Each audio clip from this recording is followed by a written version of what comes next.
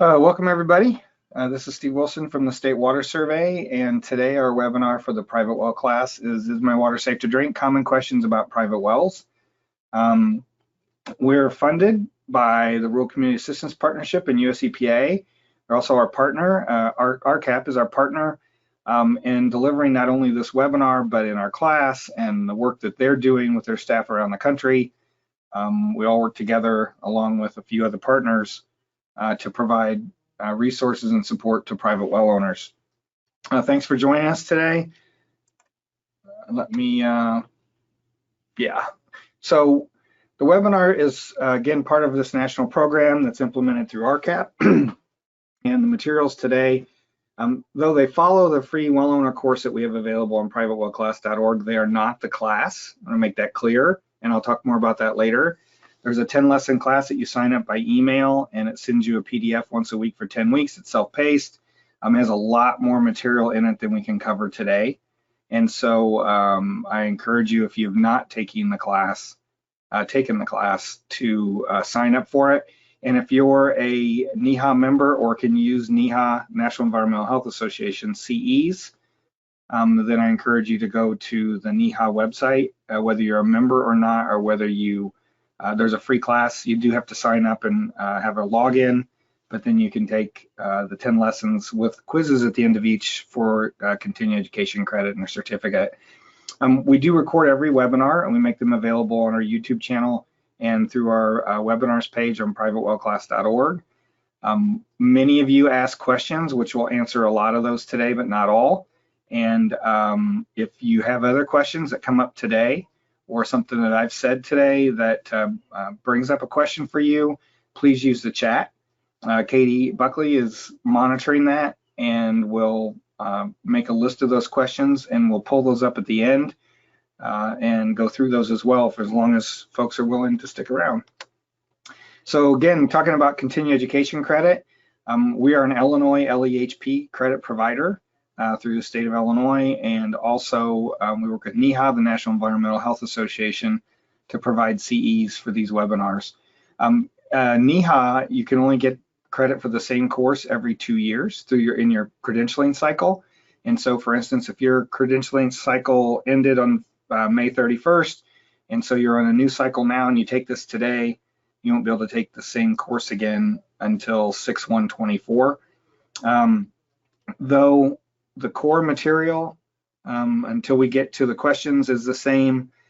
The last part where we answer everybody's questions are different every month. We get different kinds of questions. Some we answer every month, some we've never seen before. There was one on windmills this time that I'd not been asked before. And so we're gonna talk about those things. And you can see a list here of all the times it's been offered over the last 2 years. And that's just if you've been in this before. You can't expect to get credit again until your credentialing cycle is over.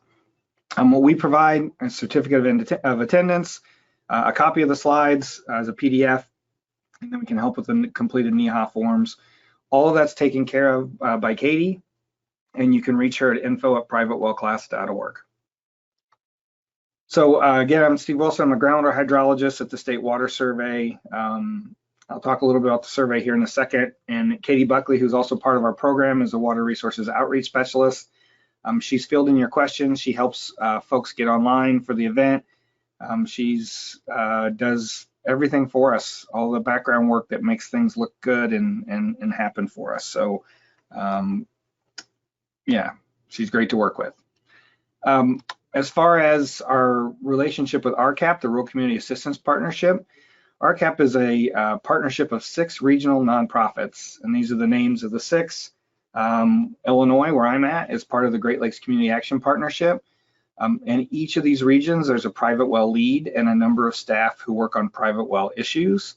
And so if you're in another state or even in Illinois and you're interested in working with RCAP, not only do they work one-on-one with well owners doing private well assessments, which I'll talk about next, but they also help set up workshops, provide speakers for workshops, can help when there's a problem with a well that maybe you aren't sure how to deal with, they can provide that expertise.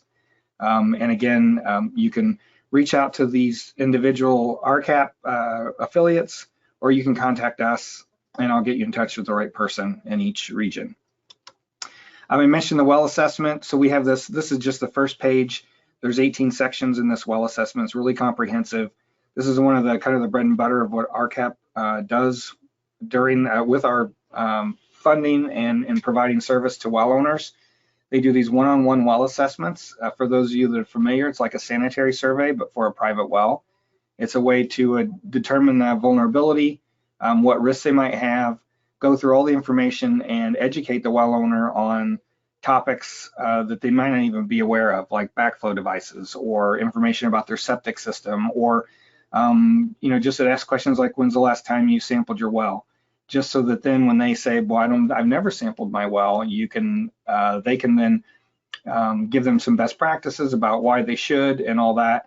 And at the very end, there's a recommendation section that goes through all the things that have been found, if anything, during the assessment. A lot of times they're providing a copy of a log if it's available, other information that's relevant depending on what state they're in, on regulations or best practices or things they need to consider down the road. And you can use this also for a spring as well as a well. We run into a lot of springs all over the country where people are using those for their water supply. And what we've learned through working with like the Tennessee Department of Health, Judy Manners, almost every spring is contaminated. There's just no way around it. It's really influenced by the surface. And so if you know anyone who's using a spring, encourage them to get that tested, because I think in every case, that's what you'll find. So again, it's like a sanitary survey. It's a chance to educate well owners and promote best practices. And more than anything else, it encourages communication. You can, things like they have somebody they can call back. A well owner now doesn't feel like they're alone, or if they're afraid to call a certain agency or whatever, which we try to encourage them not to be afraid to do. But it gives them someone that they can talk to, and it creates additional awareness about the issues related around their well, and hopefully in the end encourages them to be more active and proactive in how they manage and steward their well and aquifer, which is really the goal of our program. They've done over 2,800 of these assessments around the country. Some are requested by a health agency where they maybe don't have the bandwidth to go out and work with individual cases where there's a problem with a well. I know RCAP Solutions in the Northeast gets called once in a while by the Rhode Island Department of Health to ask them to help out with an assessment when they have a well with a particular issue or a particular contamination issue. We've also done a lot of workshops around the country, and now we're doing those virtually. It's a 4-hour workshop to help folks learn how to do the assessment. This isn't for a well owner, it's for a professional, so that they can take the assessment, which is available on our website freely. It's a fillable PDF or as an app to go out and do these assessments. Our goal with our program is, understanding that there are 23 million private wells in the country, which represents over 54 million people, I believe. It's like 17% of the population that are on private wells. The only way we're going to reach a lot of those folks if we all work together. So we freely provide our information, make it available. We're willing to give presentations for you, do workshops virtually, you name it, to try to get the word out and get more folks involved in being better stewards of their well and helping professionals understand what resources are available. So the water survey where we work, Katie and I, was formed in 1895 because of cholera and typhoid outbreaks. And I want to talk a little bit about it because we're 126 years old, which is really cool. And most folks don't even know we exist. Every state has a geological survey. Illinois is one of 2 states with a state water survey. The other one wasn't formed until the 90s, I think. But our goal has always been public health and protecting water and understanding water resources. And so with that, we're going through our archives. This is a chemist in 1930 in the water surveys labs. We did a lot of work early on in that. You can see the tin cup laying there in front of the base of that well.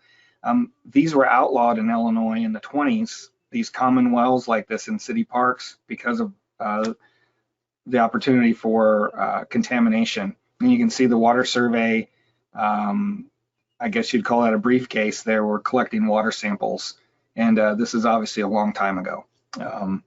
And so there's all this cool stuff in our files that show this work that was done then. This is 100 years old. This is what a drill rig looked like 100 years ago. Weldon is a small town in central Illinois. This is their first well that was put in. And, versus, which off to the right is the steam engine that's powering all this with the belt-driven thing. It's pretty interesting. There's a ton of these old photos showing how work was done and the craftsmanship that went involved in even putting wells in. Today it's a lot more, it's a lot slicker, better system. We can collect samples of the drilling mud as we drill and learn about the geology as we go down, and it's quite a process.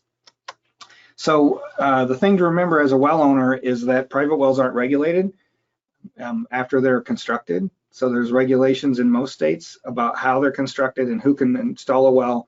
But once they're in the ground, it's really up to the owner and user to be sure the water's safe to drink and the system is maintained. So you can't go by taste or odor or color. It can be the best tasting water. And my dad was one of those folks who swore our water was the best because it's well water, even though we had an old dug well. It was 14 feet deep and it was contaminated beyond, there's no way that we know it was. But he swore by it. But things like arsenic have no color, odor, or taste, and it could be in your water because it's naturally occurring. The only way to know is to test. And so, now I live on a community water supply. I did grow up on a well I mentioned, but I pay, $40 to $50 a month or more these days for ensuring I have safe, potable water coming out of my tap. There's always pressure. I never have to worry about pipes freezing in the winter or how water gets to my home. It's all part of the community water supply. But if you're the owner of a well, you are those people. You have to make sure that everything's maintained, your pump works, your piping is properly situated so that it can't freeze if you're in a northern environment. All the infrastructure is in place, that there's water pressure, and that your water is safe to drink. And that's all your responsibility, which means you should be testing in order to ensure that. So the things that we want you to get out of our program overall, and this includes taking the class, is that you understand your well log and where your water is coming from. And that means you know how deep it is. If there's a pump, if it's in the ground or if it's in your basement, and what the setting is, where you're drawing your water from. Is there a well screen or isn't there? A bedrock well typically doesn't have a screen. A sand and gravel well always has a screen. And knowing the difference versus a dug well.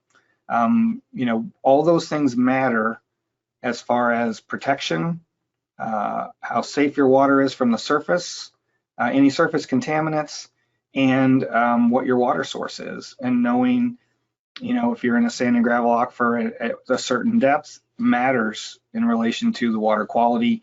Like we house the state's well logs at the State Water Survey for Illinois. And we also have over 28,000 water quality samples of wells in Illinois over the last 100 years.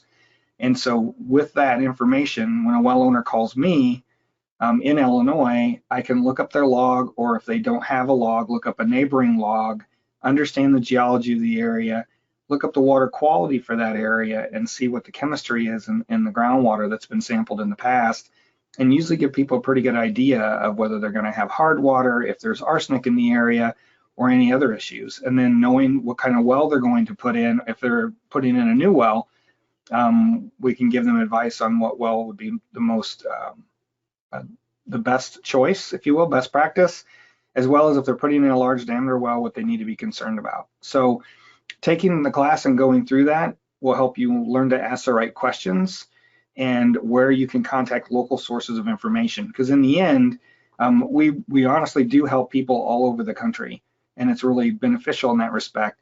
But the best source of information for anyone with a well is from a local source who understands your geology and area and your local water quality conditions. And so that's kind of the goal, is for you to find out who those folks are, be inquisitive and be an investigator, and find someone you trust, whether that's an extension or a lab or your local health department or a driller, and then lean on those folks to help you whenever you have questions. And then last but not least is that you need to sample your well regularly. And that's the only way to be sure that your well water is safe to drink.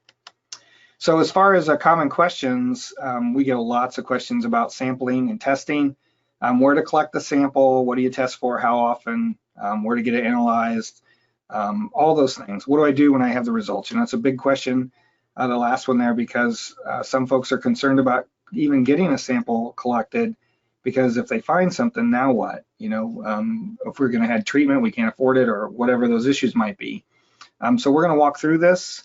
So where do you collect the sample? So the water out of your kitchen tap can be very different from the water at an outside tap, like your spigot next to the well, because when it runs through your home, you may have a softener, you may have a filter, you may have lead pipes or copper pipes. All those sorts of things can change the chemistry of the water. And so, you know, our lab always asks well owners to collect 2 samples. And obviously that costs more, but by doing so, we take a sample from an outside spigot where it's before any kind of treatment and before the indoor plumbing, that's directly from the well, and we let that run, say 20 minutes, and so that we know the pump's kicked on and we're collecting a groundwater sample. And before we do that, we go in the house, or we ask them to use their kitchen tap and collect a drinking water sample. And knowing the difference is important, especially when we try to investigate issues related to water quality. Knowing what the groundwater quality was to start with and how it ended up at your kitchen sink matters. You know, if you have lead pipes, if your piping's from before 86, it could have lead, especially Illinois, I think, was the last state to not allow lead pipes anymore. What kind of treatment devices you have. And again, when you go to a lab for sample bottles and what to collect, they should give you and provide detailed instructions to help you through that process. And what I tell folks about labs is if they can't answer your questions, find a different lab, because they should have the wherewithal to walk you through and help you. And yeah, and that's just, you know, there's other folks out there that can't. So again, we usually ask well owners, or we usually suggest they sample both at an inside tap and an outside spigot. One's representative of groundwater, the other is your drinking water, and they can be significantly different. I guess I got ahead of myself there. And understanding natural water quality is also important, as well as understanding what kind of premise plumbing you have and what kind of treatment devices you have. So I'm going to go through a couple examples here. One of our staff is on a well in the Mahomet Aquifer in central Illinois. It's a very large sand and gravel aquifer that's buried. It's under 2 or 3 sets of glacial materials. It's 300 feet below land surface, but it's a sand and gravel aquifer, and it's known to be high in iron, and it occasionally has arsenic. So this is a 240-foot well. So yeah, it's not, that's the bottom of the aquifer, I guess, 300 feet. And you can see here, this is their sample. I'm just going to show their samples from 2015. This person sampled every 10 years. They bought the house in the early 90s. They sampled like in 95, 2005, and 2015, which is not as often as we would ideally suggest, but at least they'll be doing their due diligence. And they collected 3 samples in this case. This is from their outside spigot. And the things to note, near the bottom right, hardness is 351. And the bottom middle, the pH is 8, and there's a lot of turbidity and color in the natural groundwater. You can see a lot of things. The left-facing arrows all mean less than detection limit, and so it's less than our reporting limit, at least. Like aluminum, 37 is the reporting limit, so it's less than that. We don't know if it could be 10 or 5 or 0, but we can detect it down to 37 micrograms per liter, and it's below that. You can see the sodium's at 25.9 on the upper left. And so this is the natural water quality. It tells us what's going on in the aquifer. We know what constituents are in the water, all that sort of stuff. Well, so they have 3 treatment devices. They have a softener and a filter, and then at the kitchen tap, they have an RO, reverse osmosis unit. So after the filter and the softener, you can see there's quite a change, especially in the metals. You can see the sodium jump to 198 from 25.9, and that's because they're using the traditional salt softener. But you can see on the left, or on the right, The turbidity is below 1, the color went down to 4.4, and the pH went up just a hair, but not really a big change. And the hardness, which it went through a softener, you'd hope the hardness would go down. It went from 351 to 0.68. So we know the softener is doing its job. It's softening the water. It's adding sodium, and that could be an unintended consequence for someone who might be on a low sodium diet. If they're drinking a lot of water, for instance, they need to note that. Or instead of using sodium chloride, use potassium chloride as their salt for their softener. Then after the RO unit, you can see that almost everything is less than, which means it took everything, almost everything out. Even the sodium was up to 198, is down to 6.24. But there's another unintended consequence here, and the pH dropped because all the buffering was taken out of the water to 6.23. So now it's a little bit acidic, which in some cases can mean it's a little more corrosive. So the fact that it's at the kitchen tap means that it's not a big issue. But if they had a whole house RO unit, which some folks do, honestly, I don't know why you'd need a complete RO unit for your whole home, but I'm sure there's rare examples where that might be the case. But now you're running water that's below 7 pH through your house with no buffering, and if you had lead or copper pipes, you could be leaching a little bit of that when the water sits in the line. So it's interesting that this person collected all these samples and had this done on their own, and it's really shows a lot of examples of things that, the way the water changes because of treatment. And so that's really the point here, is that understanding the difference between the raw water sample and the treated water sample is really, it's just really interesting. Okay, so what to test for? It really depends on your situation, how deep your well is, what formation is coming from, what known contaminants are in the area. In Tazewell County, Illinois, I would tell everyone to sample for arsenic, but there's certainly other counties in the state where I would say you probably don't need to test for arsenic. The best thing to do is ask your county, local, or state health department for advice on what to sample for. We're going to give you a list of what we recommend, but I just caution you that it's a national list, and so it doesn't account for things that might be specific to your area. The other things you can do is ask your state well records folks, your water quality folks, your USGS office, cooperative extension, even a driller or neighbors may have some ideas of things that are known in the area, especially if you just bought a house and you're new to an area. But the other thing is you sample for coliform and nitrate annually, because, and you're not testing for those necessarily because it's going to cause a health issue. You're testing because they indicate a pathway into your well. And I'll talk more about that in the questions. We had several questions about coliform today, and so I'm going to go over that a little more. But when a health department says you only need to test for coliform and nitrate, that doesn't mean that the water's safe. In all honesty, you need to test for other things, nitrate or arsenic, for instance, or other things that might be, depending on your well type, important for your area. And I'll go over some examples of that in a second. And here's the best example I have. Rhode Island, this is Rhode Island. It's 30 miles by 40 miles about in size. So it's the size of a county in Illinois, to be honest. So it's a pretty small area. All those little dots are where there used to be orchards, and they used a lot of arsenic until the 60s as the pesticide for protecting those fruit crops. And so now the soil in each of these areas is contaminated. In some cases, it's leaching into the groundwater. So they've identified all of these areas and mapped them so that folks in Rhode Island know if they're near one of these places, they need to sample for arsenic. The other thing, though, is this big splotch in the middle. It's about a third of the state, is where there's high beryllium in their groundwater. When I found this on their website probably 8 years ago, I didn't even know beryllium was a regulated contaminant, but under the Safe Drinking Water Act, which regulates drinking water for community and public water supplies, beryllium is a regulated contaminant because it has health effects if you drink water with too much in it. And so they've listed that here. And so if you're in Rhode Island, you should talk to your state health department about whether you should sample for beryllium. And that's not advice that I would give anyone else because I haven't seen it on any other map. And I'm sure it probably does exist in a few places. It's a natural element. But case in point, why you need to talk to someone locally and identify what might be worthwhile for testing to be ensure you're not drinking water that's high in anything like beryllium. Other states like Massachusetts have this really nice tool. There's a lot of arsenic and uranium in their air in Massachusetts in the bedrock aquifers. So they've created this tool.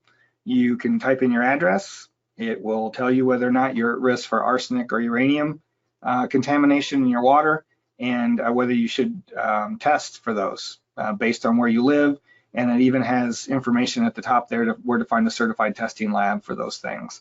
And then a little further along in the game, the Wisconsin Department of Natural Resources worked with Wisconsin Stevens Point University to develop this web tool. You can get online, go to this tool.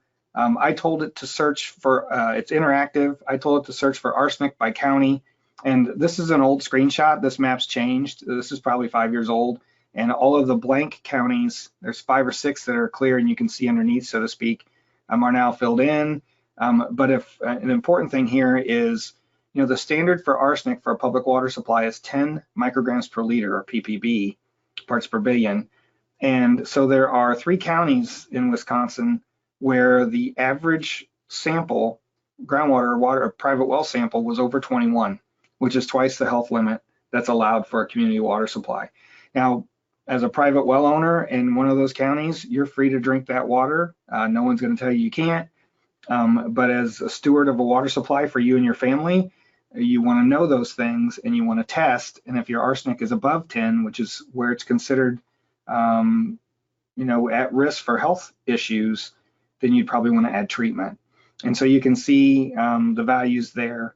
A lot of the county is pretty low, or a lot of the state, excuse me, is low in arsenic.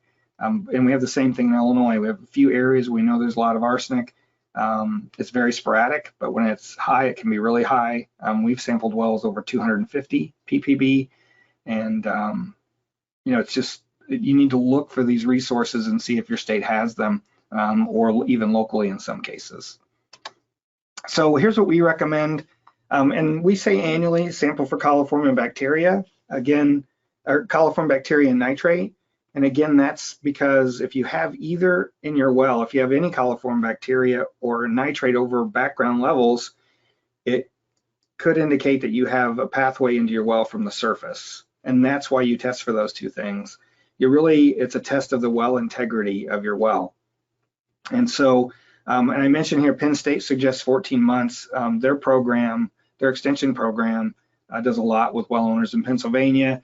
And the idea there is by sampling every 14 months, over 5 years, or over 6 years, you've went through all the seasons.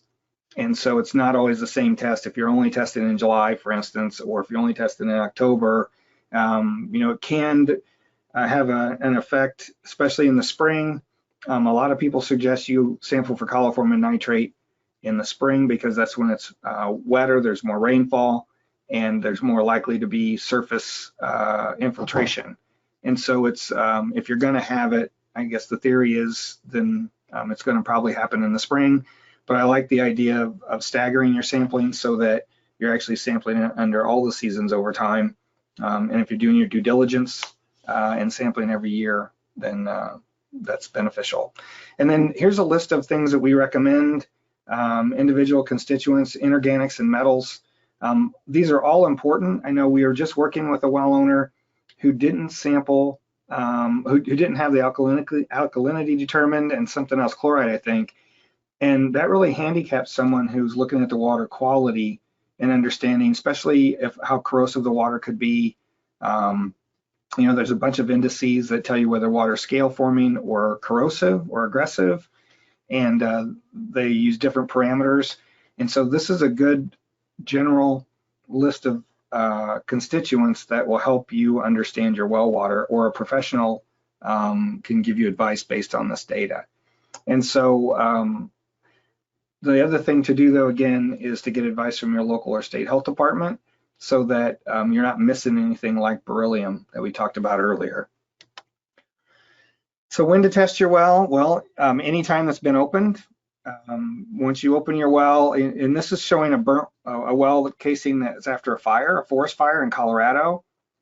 And so in this case, there's melted plastic that's got down in the well. I don't even know if this well could be salvaged, but obviously the seal isn't safe anymore, and the aluminum cap melted.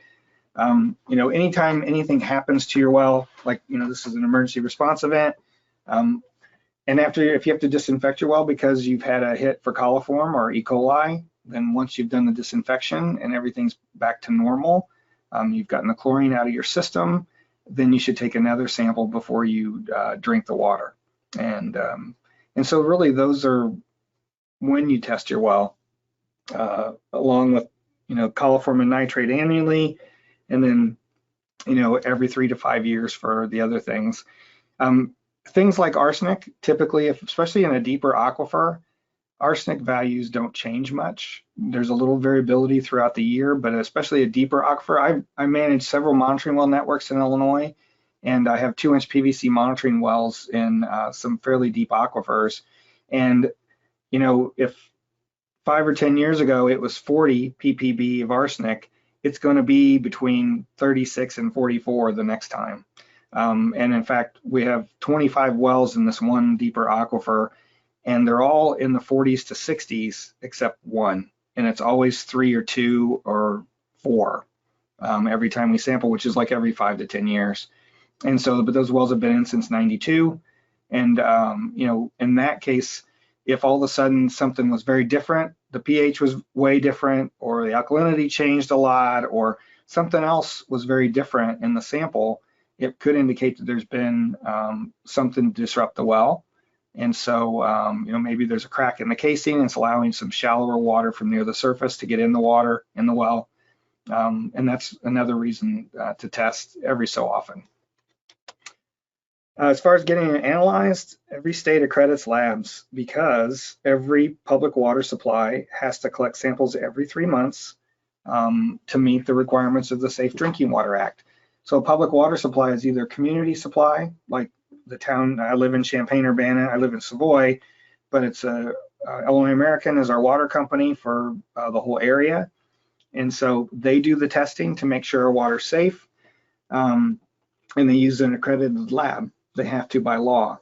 Non-community systems are the other type of public water supply. That could be a restaurant, a factory, a school, anyone that has their own water supply.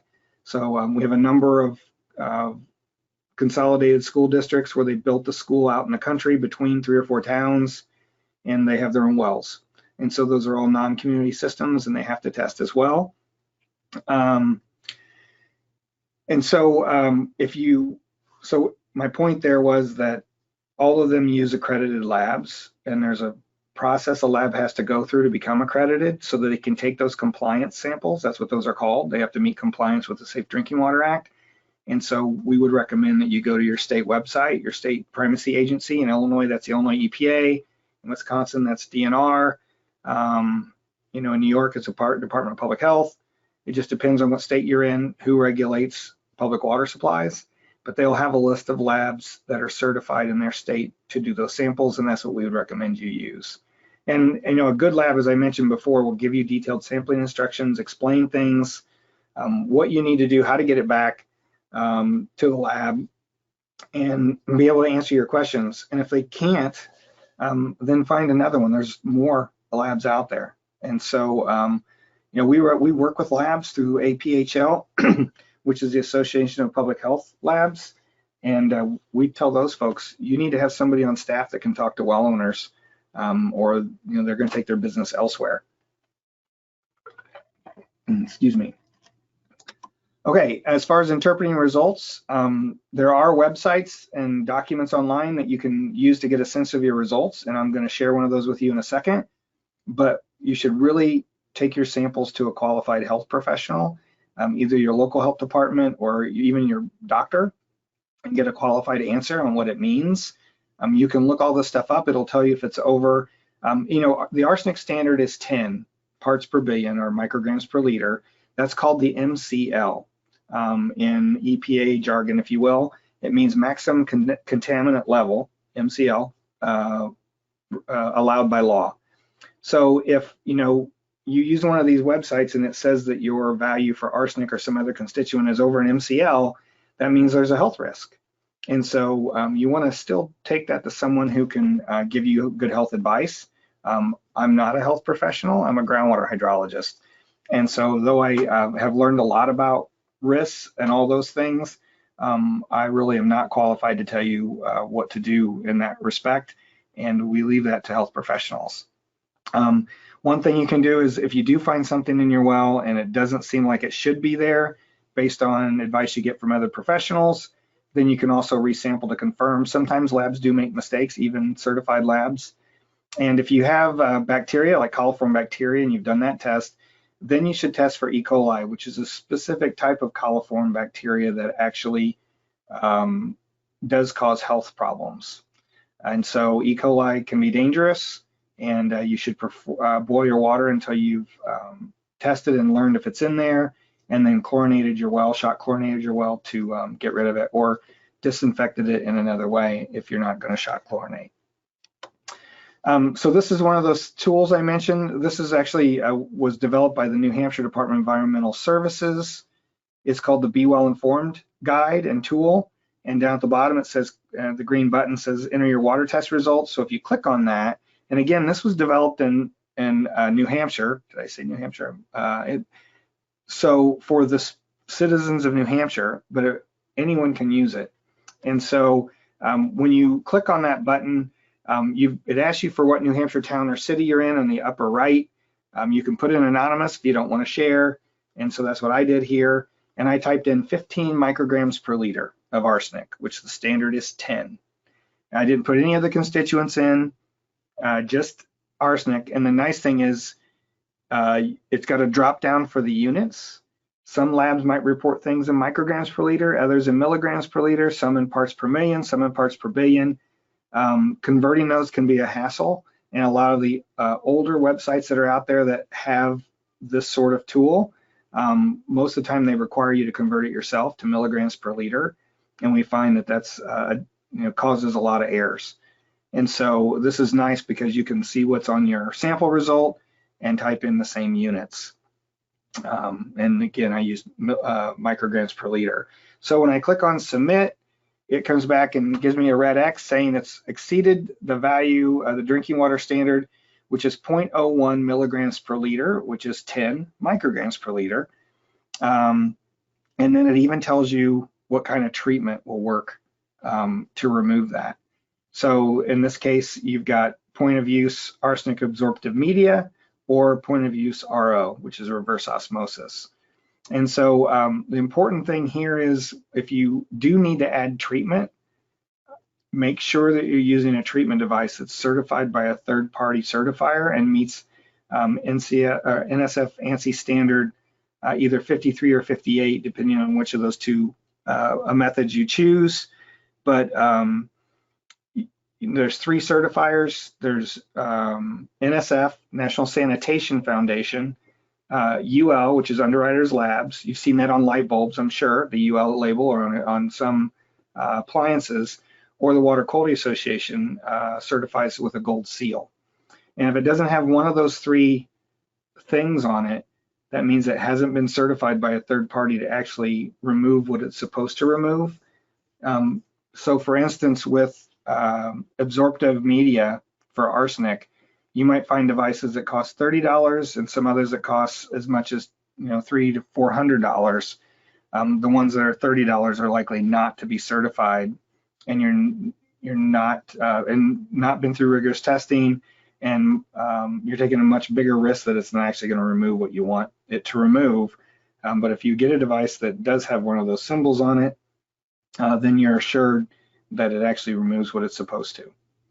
And so, and there's more about that particular topic in our lessons. The last lesson, lesson 10, is all about treatment and what you need to know before you add treatment, and what to be aware of. And it shows examples of NSF and UL and all that stuff. And so again, I encourage you to sign up for the class to be better informed. As you go down the list, it tells you, I got ahead of myself. Here's NSF ANSI Standard 53 and 58 mentioned down here under treatment options. Yeah, it tells you what the health risks are. And again, this is all from the state of New Hampshire, but it's been vetted by a state agency, and it's really well done. And so, interestingly, we had someone from New Hampshire speak at our 2017 private well conference about this, and a number of other states were interested in using this tool and developing their own with their own resources, because this also links to fact sheets that are New Hampshire specific and things like that. And so now 6 years later or 5 years later, ECOS, the Environmental Council of the States, has taken over managing the Be Well Informed tool. It's still available on New Hampshire's website and some of these other websites too, but you can go to this bewellinformed.info/workbench, and when you click on the select button, these 7 states in one county, Wake County, North Carolina, have developed a tool, the same tool, but for their specific areas. And so if you're in one of these states, you can go here, click on your state, and it'll give you state-specific information when you put in your results. We're working with them through a work group we have to hopefully expand this. I know we'd sure like to see Illinois be on this list eventually, and it'd be great to have all 50 states on this list eventually with targeted information for well owners in each state, because the rules are different, your water quality is different, you have different kinds of aquifers, it just depends on where you're at, and there's enough differences that there's a lot that could be shared here. So, and I'll mention here that I'm going to show a number of links today, like this one, and Katie's putting those in the chat, and you should be able to click on it and save the link yourself, or you can wait till the end and do that, and we can also send them out later. If anybody's interested, just ask. So as far as interpreting these results, again, these are tools and they're for typical water. Always take your sample results to a health professional to get a qualified answer. They want to make sure you're safe and your family's healthy and your water's safe to drink. And I say here the third bullet, they cannot tell you to stop drinking your water or condemn your well. They can only recommend it. That's changed just a little bit. There are a few local health districts in some of the Northeast states, and I'll talk more about that later, that actually have created their own laws that give them the authority to condemn a well. And I've only ran across 2. And those are, for instance, in Massachusetts, there's 351 local health districts. And so they're all really small. Massachusetts is a fairly small state, but a few of those have given themselves that authority, and the same in Connecticut and some of the Northeast states where the health districts and not the counties or the state have final say on drinking water regulations for things like that. And I'll bring this up in the questions because it came up, and it's an important thing to address, because as a well owner, you may not have another option. And so you should be informed about what your options are and be able to get a qualified answer without potentially risking your water source. And it depends on how dangerous your water is. There's a lot of subjective factors that go into that, but in the end, you own your well as a well owner, and it really should be your decision. So as far as other issues, what we find is that there's the 2 biggest problems with most wells and folks who are drinking water they shouldn't are either they're not doing their due diligence, maybe they don't understand their well, how deep it is, or any of those factors. So they need education and outreach to help inform them to understand what their risks are. And the other is poor well construction. It really is probably the biggest issue. Existing wells have always been grandfathered in, or legacied in, I guess is a better term. Many wells are still in pits, which, especially when there's a frost line in the winter in a cold climate, wells were put in pits until the 60s or 70s because they didn't want the pipes to freeze. And so now there's a pitless adapter that goes on a well that actually allows you to have the pipe come up to the surface. You don't need a pit, but they're really risky. They can fill with water. They can be a safety hazard. And then there's still a lot of hand dug wells that are out there. The well I grew up on was hand dug by my grandpa in 1933. And that's what I drank until I was 18 and moved away. And so we still see a lot of those wells, and they're not safe in a lot of cases. They don't protect from surface influences. And, I'm going to show you some pictures. And not only, again, are they a surface contamination hazard, but they're also a safety hazard. So here's two pictures. I'll do the one on the right first. This is a dead goat in a well. And you can see near the bottom where the goat is that there's some big pieces of stone. This is an old stone well that they put a piece of concrete culvert vertically in to raise it up above the surface. But it was only up about a foot and it was wide open. And so unbeknownst to anyone, this goat fell in, and those are its ribs sticking out. It's really disgusting. But we've found snakes, raccoons, rats, you name it, in wells, and people are drinking it. A few months ago on one of our webinars, one of the questions was from someone who said she was at her father's, the water smelled and tasted funny. They went outside and opened the well, and there were 40 snakes in the well. And so this really happens. So the picture on the left is from the Washington State Department of Ecology. In Washington State, they're the agency that regulates well drillers and well construction. And you can see this has got an old piece of culvert as the well casing. It's in a little building, but the woman who lived there basically stepped on that piece of plywood and it broke and it killed her. But if you look at around here, you see a funnel that was probably to put oil in. And there's a broom, and it looks like that gray stuff that's all chewed up is probably insulation for the outside of that building, or in the inside of the building and the walls, and it can all fall in, right? It's not a safe water supply, and people still use these types of wells all the time, and it's something that you really shouldn't put up with, and it's expensive to put in a new well, but you need to think about the health of your family, and so these are real examples of wells that really just shouldn't be. So what can you do? You bring them up to code if you can.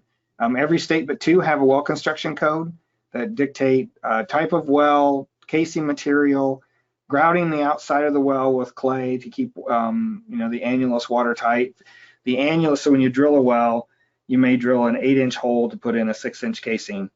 That area between the well casing and the outside of the 8 inches is called the annulus, and you fill that with grout, which is usually cement or a mixture of cement and clay, or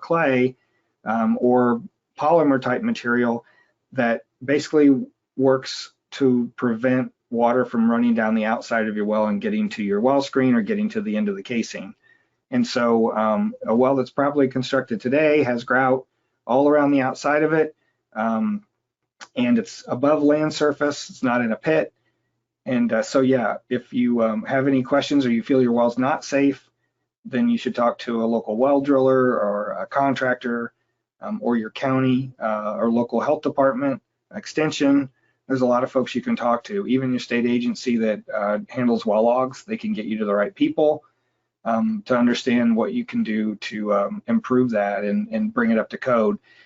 Many wells don't have proper well caps. I know CDC funded Madison County, New York, a number of years ago to do some testing in Madison County, and they found that about 40% of the wells they sampled had poorly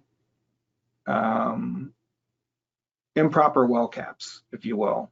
Either they didn't have, they weren't sealed, or the gasket wasn't on, or there was things missing, or the vent tube didn't have a screen on it, or whatever, and that correlated as one of the most significant indicators of whether a well was going to be contaminated or not.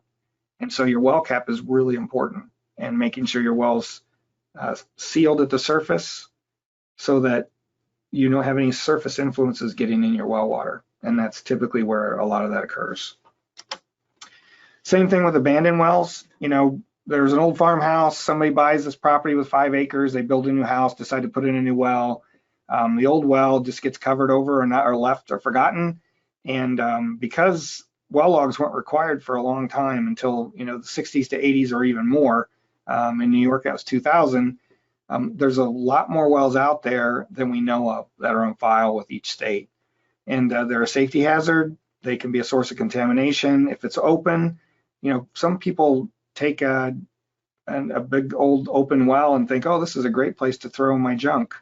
But you need to understand that if you have an abandoned, an unsealed well on your property, you should properly abandon it. Fill it with clay material.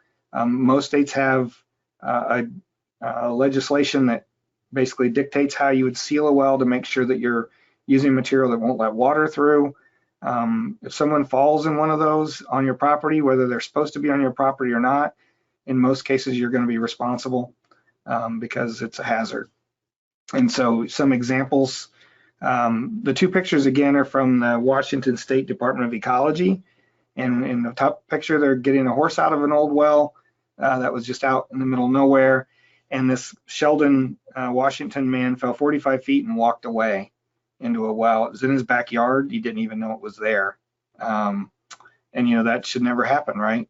The people who lived there before should have sealed it or at least let him know what was going on. And then these newspaper clippings are all from the 90s. The third one down is probably the most famous. Jessica McClure was an 18-month-old who fell in a well in Texas. It took rescuers, I think, 2 days, a day and a half to 2 days to get her out. She sang the whole time. They covered it live on CNN. If you were around back then, you probably remember that. But it happens a lot. And, you know, before the internet was really popular in the 90s, all these things were put in a local paper. And the other three are all from Illinois. And the people in Galesburg didn't know what happened in Sangamon County and Springfield, nor did the folks in Buffalo Grove, which is a Chicago suburb, know, you know, if, then, or. So it's, they're really a risk, and you need to seal them. So a little bit about the private well class. Is again, as I mentioned, it's a series of 10 lessons that are sent to participants over email. So you sign up, it's self-paced, you're on your own to read it, but they're really good resource materials as well. And then these webinars are meant to be specific information to support those 10 lessons and also give you a chance to ask questions like we're doing today. So when we ask folks on a lot of our webinars, we might ask a question about, you know, have you taken the class? Only about 10 to 15% of the people on our webinars typically have taken the private well class. And, you know, I encourage you, if you really want to learn about your well or learn about how to help others take care of their well, to sign up and take the class. It's all free. And it's, you know, it's really good information. It's a lot more detail. So this is privatewellclass.org. And when you go to if you just type in privatewellclass.org, it brings you this page. Click on take our free class or learn by email, and it takes you to a page. I guess I skipped that. It takes you to a page where you sign up. It just asks for your first name, your email address, and what state you live in. And the state is really so that we can show our funders, the US EPA, that we're reaching people all over the country. We've had over 10,000 people take the class from all over, not only the country, but all over the world. And so it's been really successful in that respect. It's really good material, and it's stuff you can keep and use when you need it. A lot of good advice, best practices, good maintenance issues, why you should sample and what to sample for, treatment devices and how they all work, different well types. There's just a lot of good information there. For each of the lessons, so this is lessons 1 and 2. 1 is the science of groundwater, and 2 is groundwater and well contamination. We provide a series of links to other documents from other state agencies, extension, universities on material that's relevant to that lesson. And so if, you know, the 6 to 10 page lesson that we've provided you doesn't really resonate and you want to learn more, you can go to any of these resources. And I always point out the Raymond or the Lyle Raymond documents, the Bulletin 1 and Bulletin 3 and Lesson 1. They're really excellent. They really describe how groundwater and aquifers work and are, and it's really straightforward. It's easy to understand, and there's just a lot of neat stuff there. And like the Michigan Flowing Well Handbook, the first thing listed under the second lesson, Michigan had 28 million gallons of water a day being lost to flowing wells. And so they decided to not allow that to happen anymore. and they made a requirement that you cap those wells, and so they're under pressure. It's pressure that causes those to flow out of the ground. And so they developed this handbook, which is one of the more comprehensive documents that I've ever seen on flowing wells, how to cap them, how to use them, the whole history there behind the Michigan situation, and it's just really well done. We have several areas in Illinois where we have flowing wells, and those folks have never had to put a pump in their well, and so it's a really interesting situation. But these resources alone will really help you understand more about groundwater and wells. And again, there's a set of documents like these for each of the 10 lessons. And so we also do webinars like today. This is one from November 18th, 2021. The two we do the most are Well Care 101 and Common Questions, which is the webinar today. And so we record those, we put them on our website, we make them available on YouTube. And I'll mention later on, but the questions we're going to answer at the end, some are the same, many are different than were asked last month or the month before. And so even if you go back to just the other webinars that are like this one, the Common Questions one, if you go to the end where folks ask questions, you're going to find different questions and answers than what you're going to get today, because it's up to you all what questions we're answering today based on what you asked. Every July, we do one on septic systems. We bring in an expert who was an inspector for 7 years in Massachusetts of septic systems, and he's answers a lot of the questions you all have, but we go through some of the basic information related to septic systems and how to take care of those. They can certainly be one of the bigger sources of contamination of a well if they're not in the right place or if they're not managed properly, and your well's not managed as well. And so that webinar is next month on July 7th, and you can go to our webinars page to sign up for that. And then we also do them periodically. We've done this webinar twice about lead. We probably won't do it again because the information is all here. And so the last time we did it was in 2018, and we had an expert from Virginia Tech come in and present on private wells and lead issues. And lead is a premise plumbing problem. It's in the pipes in your home, either lead solder or lead pipes or galvanized pipe. It's not typically a water quality problem from groundwater, and so it can affect anyone. It's not about whether there's lead in the ground near your well. It's about what kind of plumbing you have in your home, and so and the water quality. Is your water aggressive or not? You can also have lead if the water is scale forming, where you have no lead issues with your water, but it really depends on the chemistry of the water and how it affects the pipes.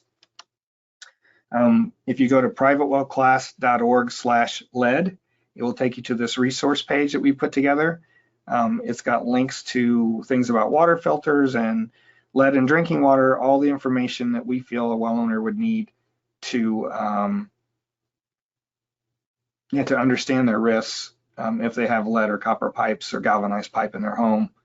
The presentation was from Dr. Kelsey Piper. It's the first link on the second heading there, and you can get to the webinar from there as well. And then we have a series of training videos that when we call them training videos, they're 4 to 6 minutes long. They're about a particular issue. This is a really important one, shared wells. So I know there's a question that we're going to talk about today. Someone asked about their shared well. We see so many people who share a well with another home or 4 other homes who have no agreement in place, no document that anyone signed. There's a lot of things that can happen when 2 or more homes share a well and there's no plan in place for when the pump fails, or if there's a water quality issue, or if something else happens to the well and the well fails. It can make neighbors become enemies really quick.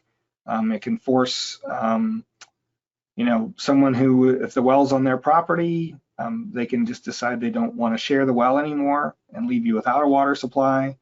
So there's a lot of things to take into account So we have a number of these videos. What is a sand and gravel aquifer? How does my pressure tank work? All kinds of different things that are just one question answers 4 to 6 minutes about that topic. And again, why does my well keep losing pressure? That's really popular. I'd say the most popular video we have is how does my pressure tank work? And it's had over 400,000 views since 2016. What that tells us is there's probably not a lot of information out there about pressure tanks, and ours is getting a lot of play. And also that there's a lot of folks out there who have pressure issues. Either they have an undersized or a tank, or they didn't account for the second or third story of their home when they set their pressure system up. And so this goes through, what your pressure switch does and how your pressure tank works, and what to do to optimize all of that. We started a podcast for those of you that are into it. We've done 2 seasons. We've just released on podcast number 24, which is there's 12 in each season. 2 from this year. The one on the bottom is Margaret Martins, who's with the Water Systems Council, and they also have a program where they help low-income well owners if they need replacing a well or treatment devices and that sort of thing. And then we interviewed Dr. Alan Wolf, who's a pediatrician at Boston Children's Hospital. He deals with a lot of specialized children's issues related to water, and is involved with trying to help folks understand their drinking water issues related to that. And so, they're arranged, the podcast, the Tap Talk, is really on both sides, the public water and the private well side. We have folks we've interviewed on both, but it's all about small systems. That's our focus. And so it's either, a small drinking water system, or it's a private well related speaker or guest, if you will. Take a listen and let us know what you think. And then the entire class is available in Spanish. Here's the URL at the bottom. It doesn't get a lot of traffic, but it does get steady traffic. And so there's many areas in the country where there are a lot of private well owners who are native Spanish speakers and would prefer to take the lessons that way. Also, not all of the videos, but a number of the videos have been translated into Spanish, and they're available here as well. And so overall, the goal of our program is, again, to help well owners understand why their well is important, why they should understand how it works, and so that really all of that's to help protect themselves and their family from risk of poor drinking water quality, and also to protect their aquifer. And that's sometimes understated, but it's just as easy for someone to make some mistakes and contaminate an aquifer because they have, they're not doing their due diligence with any potential contaminants they may have on their property as anything else. And so, and for me, really, it's, if you go through all these lessons and participate in the webinars, the more you learn, when you do have a problem, you're going to either be able to fix it or understand what the issue is yourself, or you're going to be able to ask better questions when you have to go to a professional. Because what I find more than not is when I get a call from a well owner, it's because they've got a problem, not because they're just trying to learn more. They take their well and their water for granted, and they wait until there's an issue, and then they're trying to solve it, and they expect someone to come in and help them solve it. And we do a lot of that, but it'd be so much better if they understood the risks and became at least well-versed in terminology related to their private well, and took an active interest in trying to make their water safe to drink. So the rest of the time we're going to spend going through the questions you all asked. And again, in addition to the questions we received, Katie is taking questions today through the chat or your question box if you have that on your GoToWebinar window.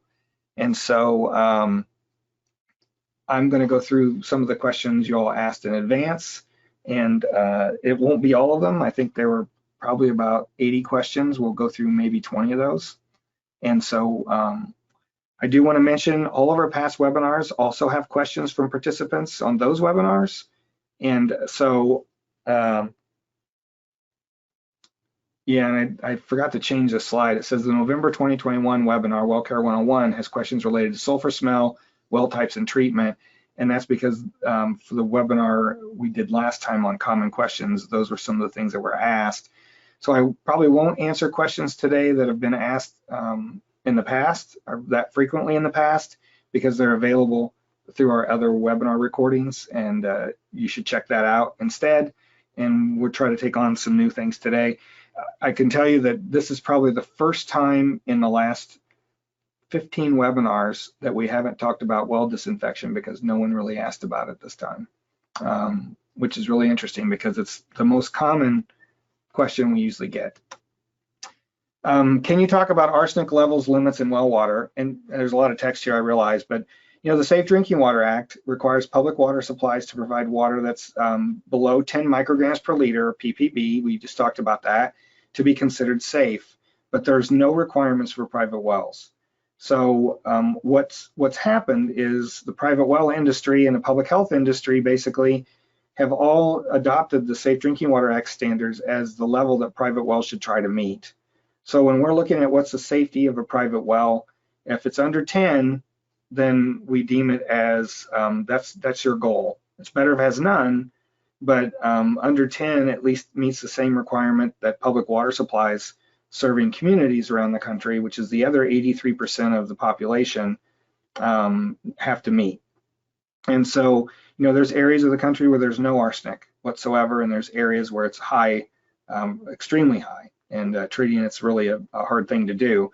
But as far as whether you have arsenic, the first thing to do is to test. So you find out what's in your water and at what level.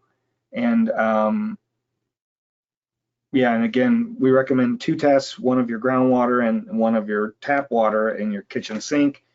And the other thing I wanted to mention is that we have seen, at least in the samples our lab does, because we do collect 2 samples a lot of times, we have seen that both softeners and ion filters will remove some arsenic, because arsenic co-precipitates with the iron that's precipitated in iron oxide. And so even though you're not trying to remove arsenic with a softener, sometimes it actually does, and especially one that's meant to remove some of the iron. And so, as we mentioned earlier in the example I did with the Be Well Informed tool, RO and absorptive media will remove arsenic. I do want to mention, and I forgot to before, there's 2 forms of arsenic. There's a +3 and a +5. You can find both naturally in the environment. And if it's in the +3 form, RO isn't as effective. And so what you need to do there, if you want to use RO or already have RO, is to put an oxidizing filter in front of that. That'll convert it to the +5 version, and it'll then remove it much more effectively. And so it's really hard to sample for this, whether it's +3 or +5. Usually you're doing a total arsenic analysis, and so you're not sure. And so we would typically recommend, if you're going to use RO, to go ahead and put a filter in front of it, an oxidizing filter, to convert that to the oxidized form, and so that it'll get removed much better. Hopefully that answered your question. Is my water safe to drink if the house has radon and we install a mitigation system? So, I took that to mean that you haven't installed a mitigation system, but you're going to. And because it is mainly an inhalation issue, which is why there's so many requirements around it, like when you buy or sell a home. So the mitigation system is certainly important and should be the first thing you do. But you also have to test the water itself to find out if there's any radon in it. And so EPA has a web page. You can Google radon EPA in water. And there's only 168 cancer deaths per year from radon in drinking water, which isn't that many for a country of 330 some million people, but it's something you can prevent. And so it can get you in 2 ways. If there's radon in the water, it'll be released when it comes out of your tap. And so 89% are from lung cancer caused by breathing radon released in indoor air from the water, and 11% from stomach cancer from drinking water containing radon. And so I don't know where they got these numbers from, but you can treat it. And if you have radon in your water, but the first thing to do is test. And a radon water test is tricky because you have to use an inverted bottle, so you trap anything that comes out whenever you collect the sample. There's a methodology there. You might have to have a lab come out and do the analysis or collect the sample for you. And not every lab does radon analysis, but you can look online and find labs that will and go from there if you want to test for it. Again, it's not that common, but you know, the only way to know is to test. And so if you do have radon, you can aerate it out. So instead of it coming out your tap and volatilizing into the air where you breathe it, you can use a settling tank before your pressure tank with a vent going out of the house, to vent it and decay the radon. So it's similar like if you had methane in your water. The methane is dissolved in the water because of the pressure of the earth and the weight of the water in the aquifer. When you bring it up in your well, it gets to atmospheric pressure and all the methane is released because it can't be held in the water anymore. And so you have that methane issue. A lot of folks vent that. So you just have a tank before your pressure tank, and that would require a second pump. But it's a typical system whenever you have those dissolved gases that are coming out of solution. And so same with radon, you can do it that way, or you can use GAC to capture granular activated carbon, although that cartridge is hazardous. And because it's radon, it's the one time where you'd want to use something whole house, because it doesn't matter which faucet you turn on, if there's radon in it, it's going to volatilize out, whether that's your shower or a sink or whatever. So yeah. So curious about free-flowing wells, and there's a mistake on this figure. It's actually still draft, but I decided to use it today. So the yellow sand at the top is meant to be no water, and the speckly colored sand that's in the confined and artesian aquifer is meant to be full of water. So where it says water table with a dashed line, below that should also be the speckly stuff at the bottom because there's water in it. And if you look at the unconfined aquifer well, you can see where the water line is right on that dash line. So free-flowing wells are flowing artesian wells. So the definition of an artesian well does not mean it's flowing. It means the pressure in the aquifer is higher than atmospheric. So if you look at the well on the right that says artesian well, even though the top of that aquifer is below that upper confining layer, the granite looking thing, which is really meant to be shale or clay, the water level rises in that well all the way up to near the surface. And that's because over further right where it says recharge area for confined aquifer, that's where water can infiltrate in and fill up the confined artesian aquifer. And water wants to be flat, right? If you have water in a glass, it's a flat surface. If I pour water on a table and lift one end up, water runs down because it's going to find a flat place. It wants to be level. Like the water in a bathtub is all level. When you do the drain, open the drain up, you get a swirly thing right over the drain, but most of it's trying to stay fairly level, and it all runs to the drain because it's trying to level out, and that's the pressure component. And so when you get low enough on the landscape, in this diagram further to the left, now you have a well that's flowing because the natural water level is higher than the well. And that's what causes this dashed line to diverge down to the well, because that's where it's coming out. If that well were taller and above the other artesian well as far as height, it would also not flow then, because it's the pressure on the system from the right where the recharge is occurring that's causing the pressure for it to go up into the well. The other way to think about it is a juice box or one of those Capri Sun type pouches. If you stick a straw in it, the water is up to the top of the juice is up to the top of the pouch. But if you squeeze it with your hands, what happens? It goes flying out the straw. And that's what this is doing. You're squeezing from the right, and it's making the water levels go up in the artesian well and the flowing artesian well. But all a flowing well means, or a free-flowing well, means that the pressure on the aquifer is high enough that the water level in a well will rise above the well. And that only happens when you're in a low spot on the landscape, or where the recharge area is at a much higher elevation, such that there's that much pressure on the system. And so, in Illinois, we had a drought in 2012, and we saw a lot of additional pumpage of some of our aquifers for irrigation because it was so dry and hot. And there's an area just north of us where there's a small area where there's maybe 30 or 40 private wells that are all flowing, where they never had a pump in their well, and they let it flow into a tank and then they pump from there. The water levels went down so that the water level in the well was just 2 feet below land surface or below the well, but that stopped the flow. And so they were upset because now they couldn't get water out of their well, even though it was full. And that's just because enough pressure was taken off the system from all the other pumpage that the wells didn't flow anymore. And so it's really an interesting thing, but they're both considered artesian, which just means the pressure is greater than the top of the aquifer. It's full and it's confined, but sometimes they'll be flowing and sometimes they won't. And you can see the shallow well, the unconfined aquifer well, the water level in that is at that dashed line, which it should, it fits the water table. It usually flows towards a stream and discharges. And so that's why the water level is where it's at there. Okay. So again, a lot of text, I apologize. Why do we test for nitrates once a year?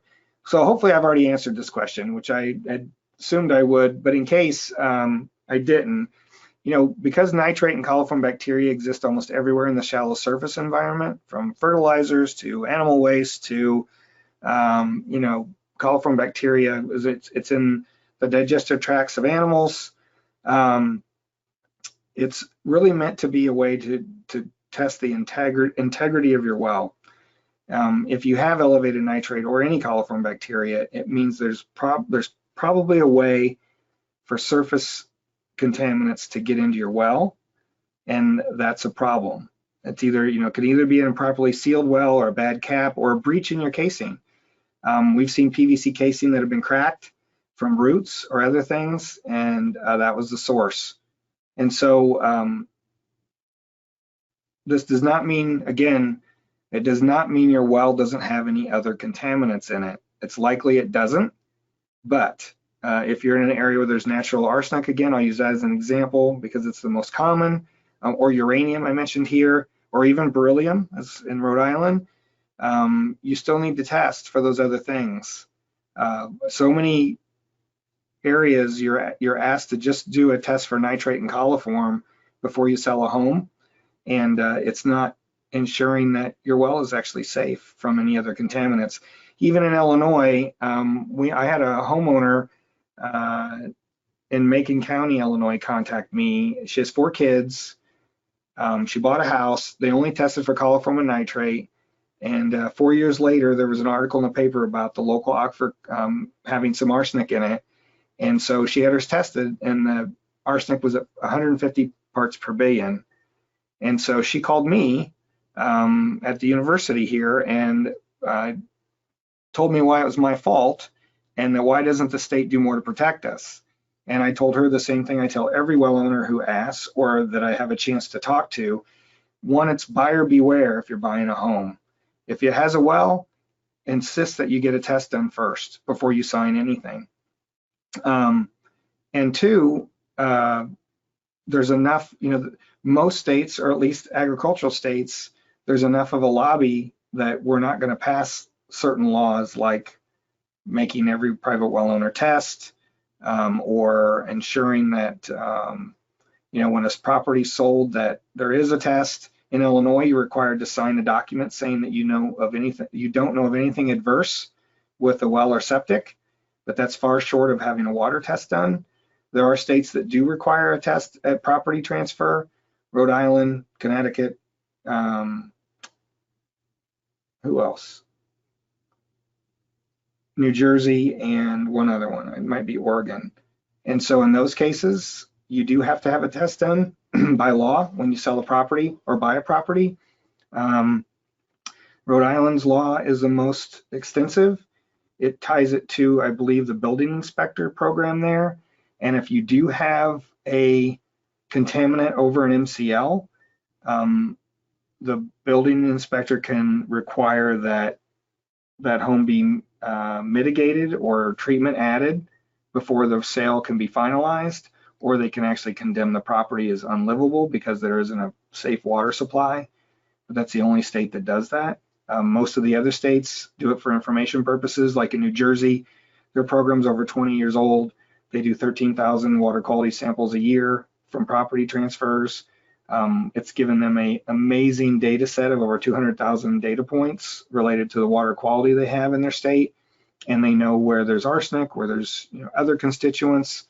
And when a property is sold, only the buyer and seller get the results. No one else does, and they only report like in 2-mile grids to protect the property values in those areas. And so there's a lot of variability. No one's sure how to handle that in some ways. But again, getting back to the main question here, you test for nitrates because it's an indicator that there's a pathway in your well near the surface if it's elevated. Or your water source is or could be contaminated, but that's much less likely. So what is coliform? So how can we convey the term coliforms to the general public? So coliform bacteria, they're in the digestive tract of animals, their waste, and plant and soil materials. So they're really common.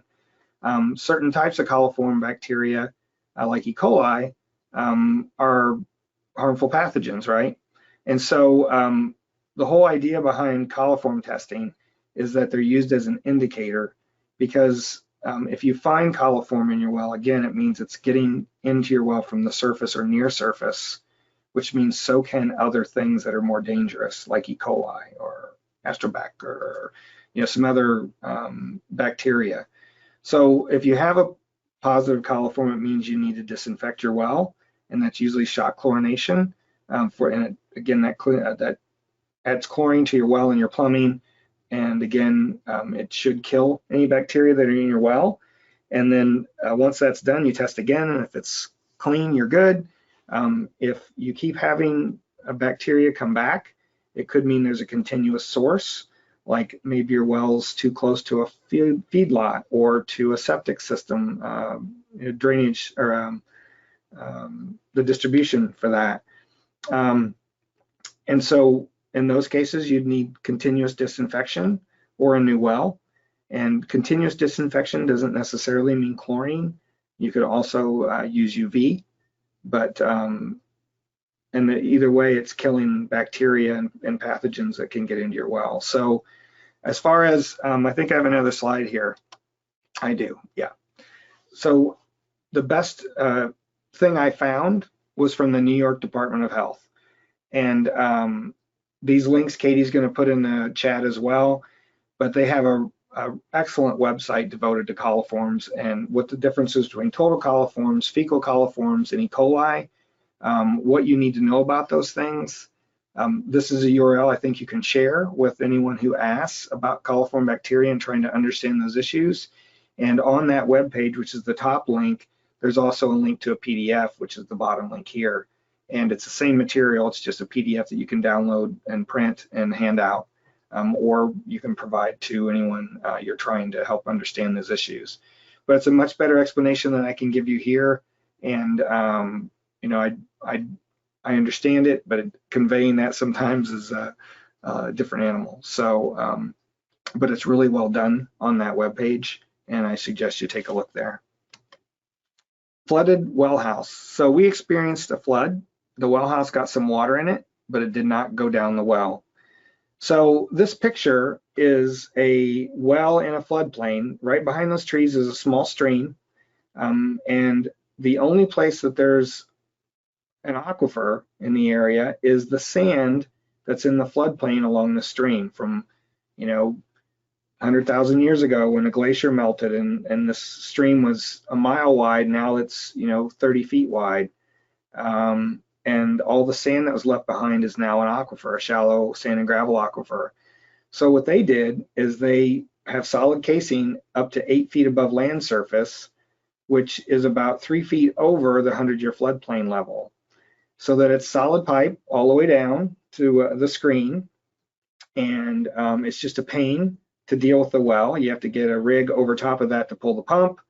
But the idea there is whenever when that floods, water may get around the well and even short out the box for the pump, but it's not going to get in the well and cause contamination issues. And so what I would tell them is anytime water is around your well, you should still test your water for bacteria.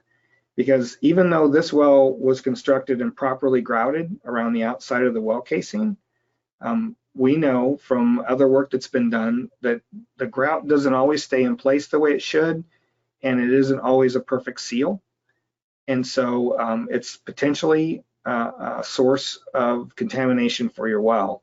And so even if none got down the well that you know of, if water got in your well house and it even touched the casing, then you should consider sampling. And if it's in a well house, what's underneath your well house? There's just so many things that can happen. You could have a little village of rats underneath there who've boreholed around your well. There's all kinds of things that can happen. The bottom line is you should always test anytime that water gets near your well like that. So that's my answer. And similarly, after a heavy rain, is my well that is only 14 feet from the surface affected from runoff plumes? So I'm going to take that to assume that your well is only 14 feet deep. And I say that because I grew up on a well that was only 14 feet deep. For a well that shallow, understanding where water's coming in the well is the most important thing. If it's an old dug well like the one I grew up on, it was uncemented brick from the surface on down.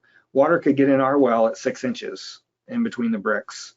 And so it depends on what kind of well you have, what kind of casing you have, how elevated is it, does water pond near the well, how, even the geology matters. If it's really sandy soil, there's going to be more infiltration. The thing to do is to understand, after a heavy rainfall event like that, does your water turn cloudy or smell different or taste different? Ours did.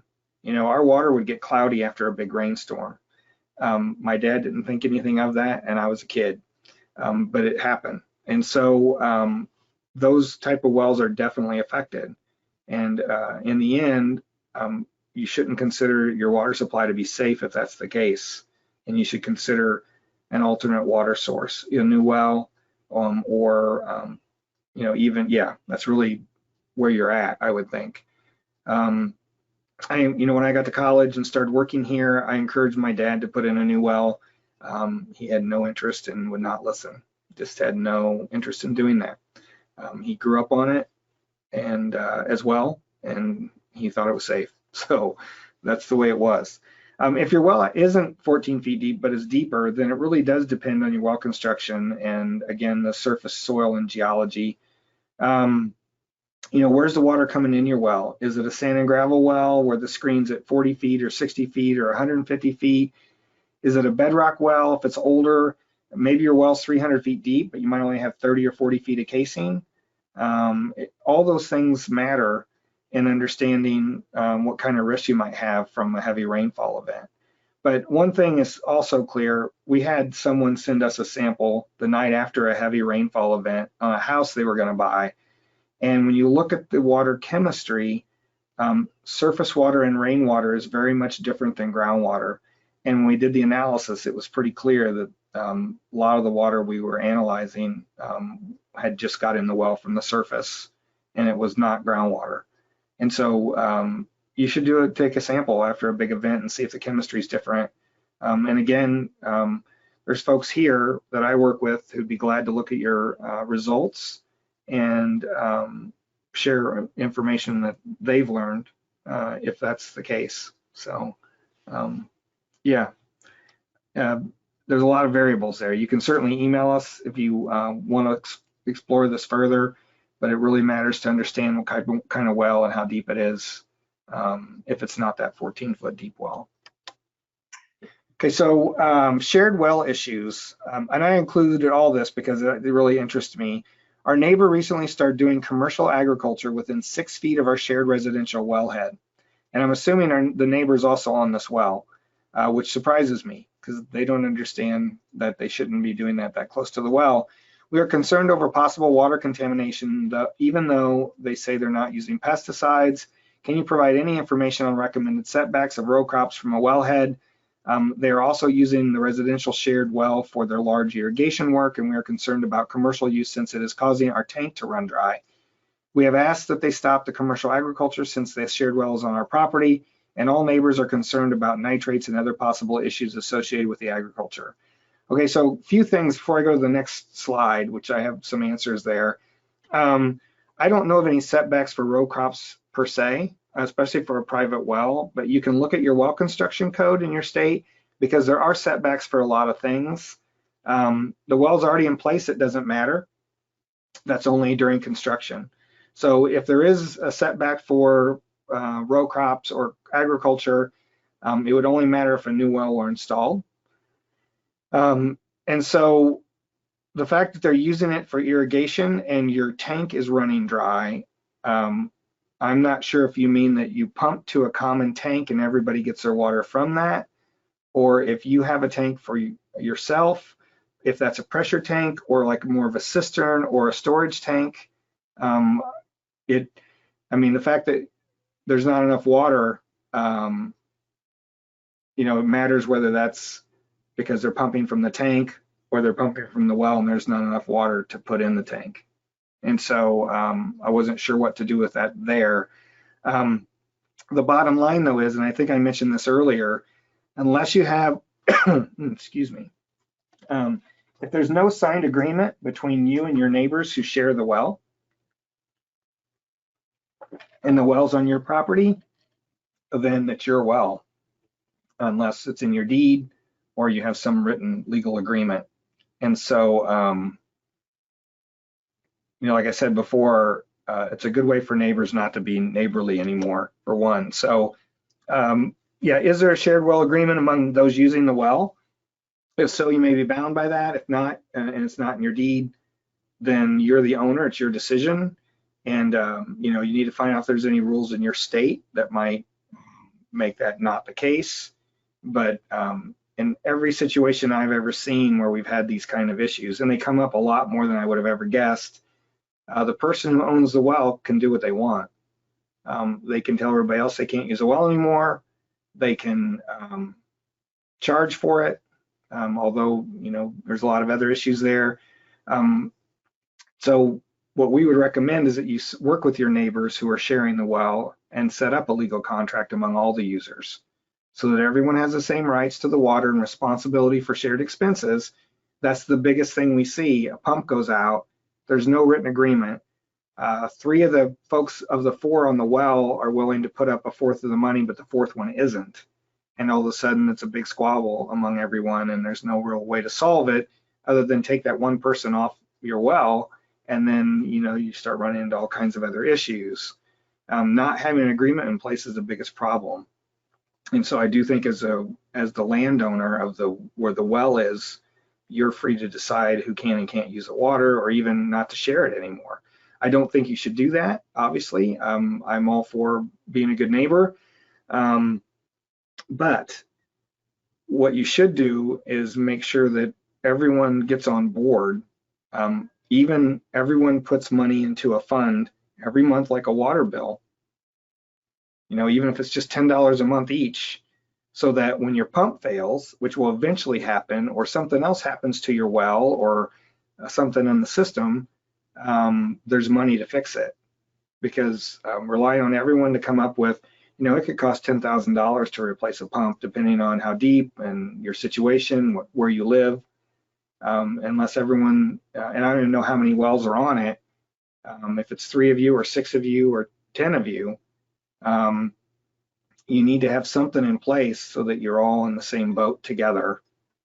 That's the best solution. So again, for this, I don't have all the facts, but I'd be glad to find out more. If you're interested, you can email us either at info, or you can email me. About 2 hours after the webinar today, you'll get an email saying thanks for attending, and it's my email address, and so you can email me directly if you'd like, because I'm interested in these sorts of situations and how to deal with them. PFAS. What is the recourse on wells with a verified existence of PFAS? Well, luckily, PFAS chemicals are treatable. What we've learned is you can use activated carbon. GAC is granular activated carbon.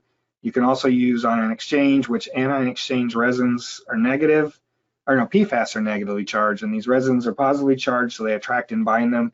The thing with all of these and high pressure membranes, again, is RO or nano filtration. I left off an O.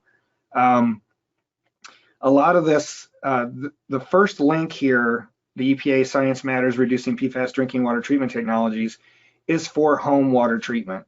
The second one is the EPA Treatability Database. It's got a lot more information, but it goes over research studies that have been done on different kinds of treatment options that might be available. It's a lot, especially if you're not a professional, to deal with. But it talks about the top link there, which Katie put in the chat, does talk about that you can use activated carbon or ion exchange or RO, really, to treat it. And you'd want to work with a treatment professional to do that. The thing with the resins is that, those have basically, this resin attracts PFAS, but depending on the level of PFAS and how much resin you have, you won't necessarily understand when those resin particles are full and are no longer accepting more PFAS. And so it becomes a little more maintenance to deal with those things and understand it. And again, there's also the issue, which I don't know enough about, quite frankly, how do you dispose of that? Because it becomes a hazardous waste at that point, I believe. And so you'd want to talk to a treatment professional about all those things. And one thing I do know is that the Water Quality Association, which is just WQA.org, they have a list of all of the treatment professionals in the country that have went through their training. It's not only about all the equipment and types of treatment and all that stuff, but it's also about ethics in the industry and all those things. And to get their certificate that shows that they went through all that, they've agreed to abide by pretty strict rules on being professional and not selling stuff that people don't need and all that. There's always a risk of that. There's good and bad in every industry.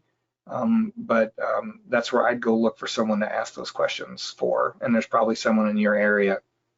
But certainly, PFAS is going to be an issue for a long time because they're still working on treatment methods. They're still trying to identify, there's so many PFAS compounds. They're still working on what all the health effects are, trying to understand all those things. And it's going to be years and years and years before we have a good handle. Plus, it's everywhere. It's in clothing and cookware and you name it.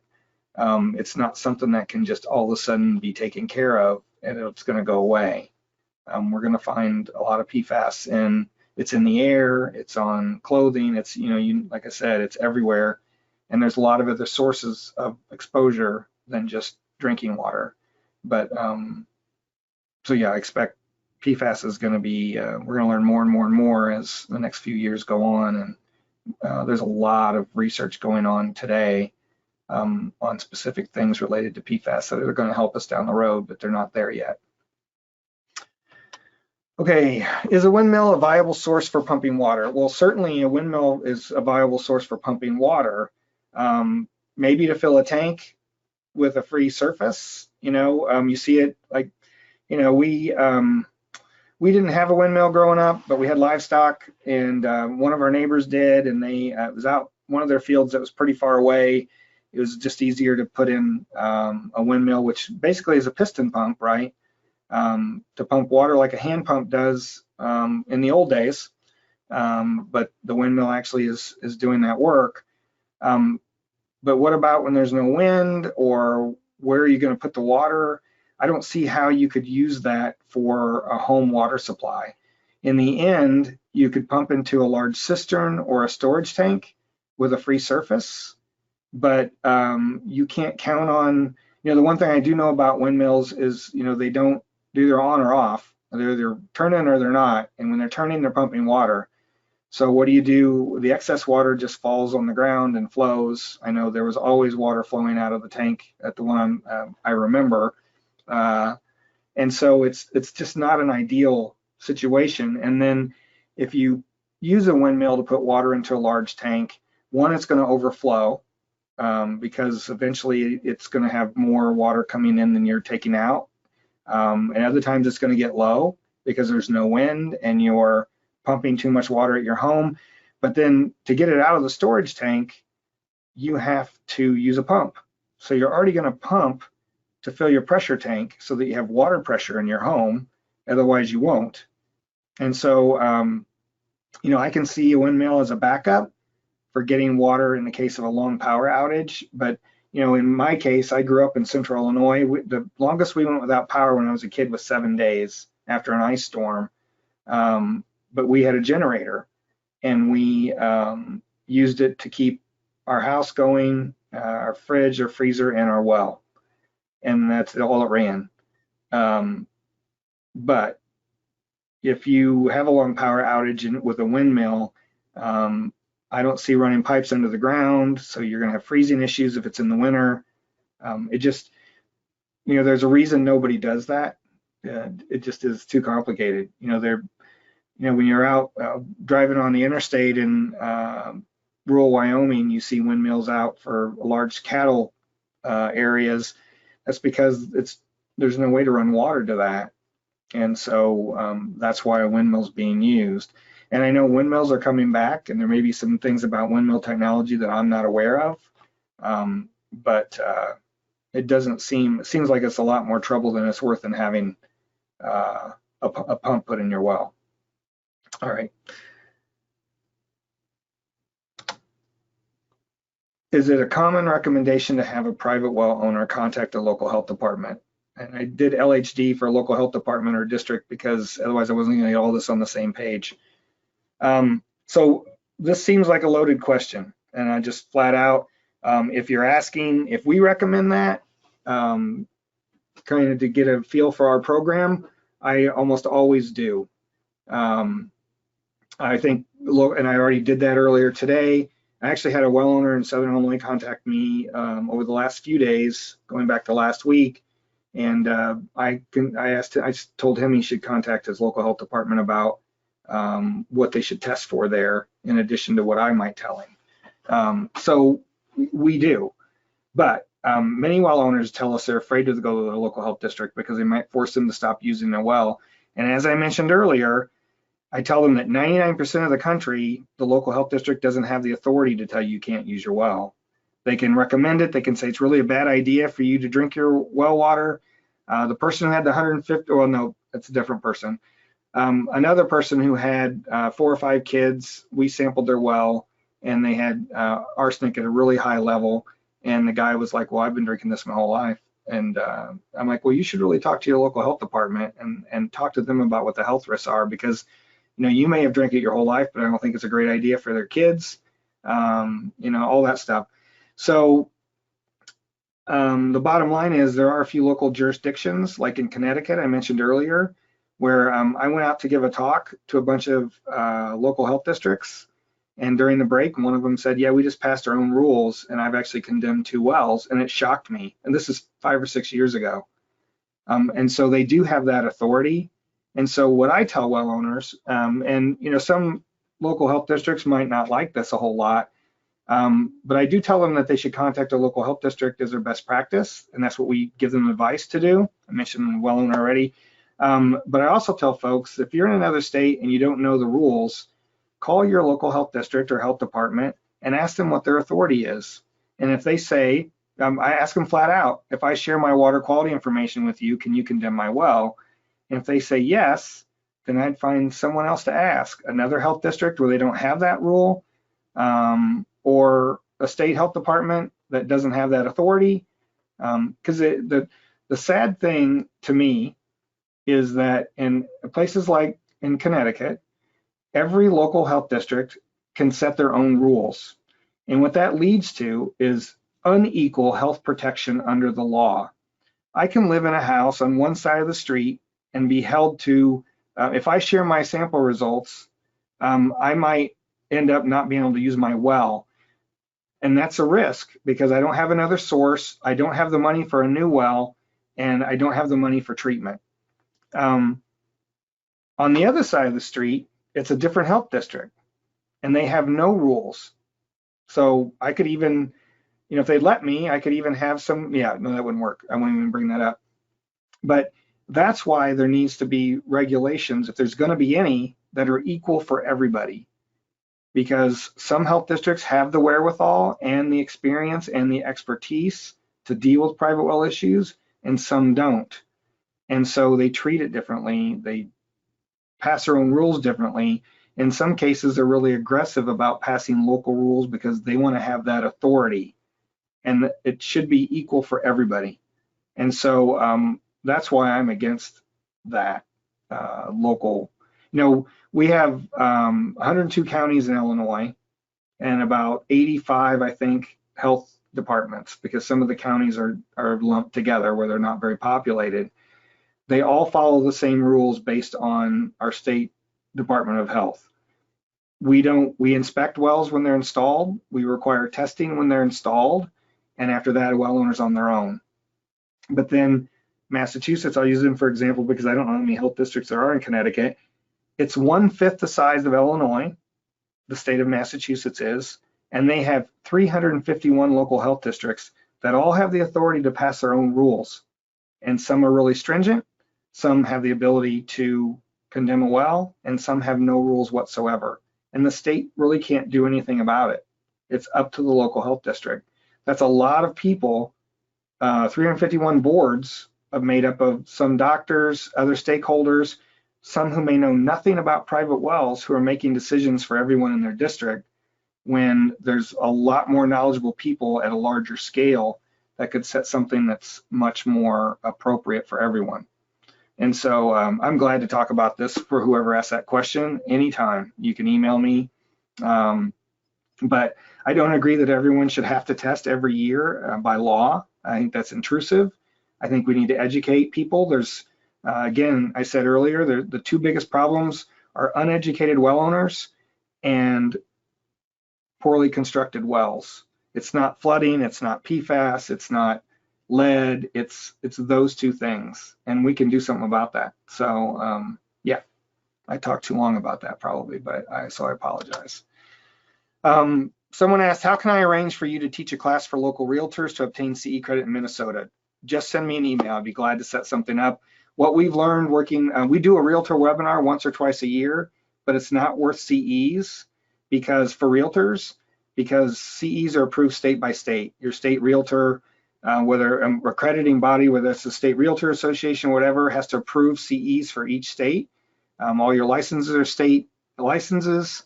And so that's more work than we have the wherewithal to do or the bandwidth to do. We can't reach out to all 50 state accrediting bodies and get approval for that one webinar. But we've had a couple of states who've requested that we work with them through their state Realtor Association to put on a webinar or a class worth CEs for realtors, and that's the way to handle it. And if you're a realtor and you're in a state and you're interested, whenever we do the next realtor webinar, if you reach out to us, and we can certainly send you the slide deck in advance. If you can get approval, that'd be great. So it certainly helps us as well, but we just don't have the bandwidth to do all that. That's why we're a NEHA CE provider and also an Illinois LEHP provider for EHPs or sanitarians, but we can't do that for all 50 states either. Some states have their own CE programs, some use NEHA, some don't. Some don't require CEs for their environmental health professionals. And so it's very different from state to state. And again, our program isn't large enough to have the bandwidth to do all that. But we'll work with anybody who wants to work with us. So I think this is the last question before we get to the ones you've asked. How do I learn about my house, about my house well, well water, and the filtration system? So really the answer is to do the legwork. Find your well log. If you don't have it, you just Google state well logs. So one example in our lessons is Missouri water well logs. You Google that, it comes up with Missouri DNR and their logs. In Illinois, that would be the State Water Survey, the State Geological Survey. So find your well log if it exists, and there's a 50% chance it's not going to, but there's probably nearby logs, and you can sometimes when you look at those, the best example would be if you're in a rural subdivision. If there's 4 of your neighbors that there's a log for, that's probably not because your well isn't the same. It's because the contractor, whenever they built the subdivision, decided to only turn in 4 or 5 logs because it costs them more money, which is sad, but true. But it's very likely that most of those wells are all the same depth, the same type of well, they're all put in by the same person. And again, that's the best case. But regardless, if you can find other well logs nearby, you're going to understand the geology, if not your own well construction, and you may be able to piece together from that what type of well you have as well. But hopefully you have a log. I know the person I was working with in Southern Illinois, we were pretty sure he didn't have a log, and I found the log in our files in the end. And so we were able to give him all the details about it as well. Also contact local drillers or pump installers to ask questions. If you don't know who the driller was, they may know who did. That's again, not a likely thing, but it's something to do. You need to sample your well to understand the water quality. Then you know about your well water. And again, if you have any treatment devices, you can look them up. Go look at what the serial number and the brand and the name, or whatever is on the device. You can look it up online. Water Quality Association has a lot of those manuals for water treatment devices or information about them. But it's important to find out how they work, what they're actually removing or changing about your water chemistry, and how to maintain them. We have folks all the time who buy a home and it's like, oh yeah, this has a filter. When's the last time it was changed? Oh, a year ago. So that filter is being bypassed and it's not contributing anything to improving your water quality. You have to maintain it based on what the manufacturer recommends, or it's not going to be helpful. I think I showed earlier 2 filter cartridges for a 5-micron filter, and one was white and one was completely black, and that was after a month. And the black one is full of manganese and iron. And so it's important to understand what the treatment you have is actually doing and what it's supposed to do. So, and lastly, and actually most importantly, you should take our class. Again, it's sent to you via email. It's a PDF once a week for 10 weeks. There's a lot of good information in there to help you understand things about your well and what you need to do as a well owner. So if you go to our website, privatewellclass.org, and click on webinars and events, it's going to pop up this page. It shows that we have a webinar today, and there's the registration. There's one next month and in August. The one in August is for real estate professionals as it happens. So if anyone is interested there. The reason I brought that up though is because below that are the recent webinars we've done. You can click on any one of those and get to the recording. You can skip the first half, the stuff where I did canned slides, and go right to the questions at the back. And you're going to see questions on pesticide, hardness, iron, septic, best practices, many other things, disinfection, how to properly disinfect your well, things that we've answered a number of times in the past. And even if you don't want to go through the entire video, if you skip to where it says now time for questions, you can look at each of those questions and decide which ones you want to listen to and understand and get an answer for. And so it's really helpful. It's really like an FAQ in a way. They're just spread out among all those videos. And so with that, we've got a few minutes. I'm going to drop off this and bring over the questions for today. And so the first question we have, I'm just going to get right to it. And again, I'll stay and answer questions as long as folks want to stay on. But do the refrigerator water filters remove any chemicals? They certainly do. We have one. You should read the material that comes with those filters when you order them. And as far as the aluminum, that I have coliform detected in aluminum levels above normal in my well water. Would a refrigerator filter be good enough? If not, what are other options? I don't know. I've not come across anyone with aluminum levels in their well water. I'm going to have to find out because I don't know what to tell you there. I'm assuming you'd remove it like you'd remove other metals, but I'm not sure. That seems odd to me, in all honesty. And if you have coliform, you really need to you need to disinfect your whole system, because it also, again, as we mentioned a number of times today, having coliform means that other things can get in your well, and you need to figure that out. If it keeps coming back, then you have an unsafe well, and you need to either look at the casing or the well cap or other factors related to your well to find out why. It could be, again, that there's a nearby source and it's actually getting into your well water from whether it's a screen or below your casing, if it's a bedrock well. For instance, in areas where there's vulnerable geology like karst, those wells almost always have coliform in them, and the only solution is to add continuous treatment, whether that be adding chlorine or using a UV system to kill any pathogens and bacteria that might be getting in your well.